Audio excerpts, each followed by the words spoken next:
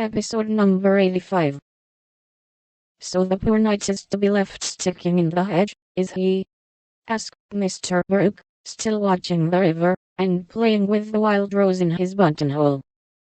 I guess the princess gave him a posy, and opened the gate after a while, said Laurie, smiling to himself, as he threw acorns at his tutor. What a piece of nonsense we have made. With practice we might do something quite clever. Do you know truth? I hope so, said Meg soberly. The game, I mean.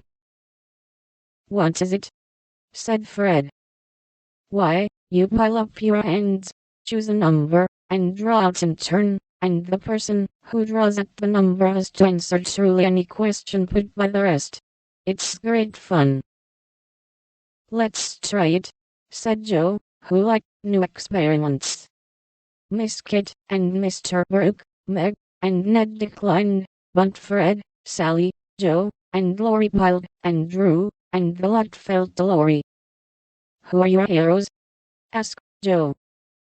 Grandfather and Napoleon. Which lady here do you think prettiest? Said Sally. Margaret.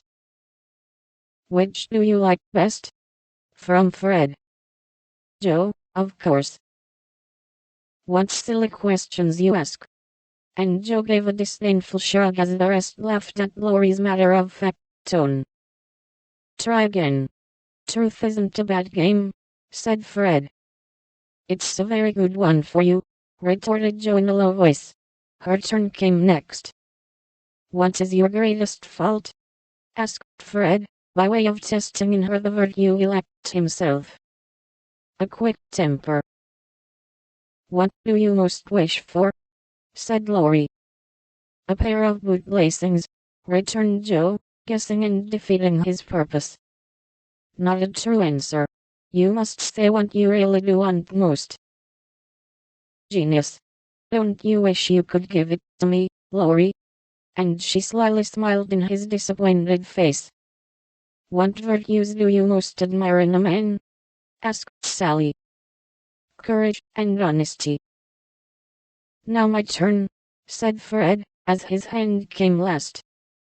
Let's give it to him, whispered Laurie to Joe, who nodded and asked at once. Didn't you cheat at croquet?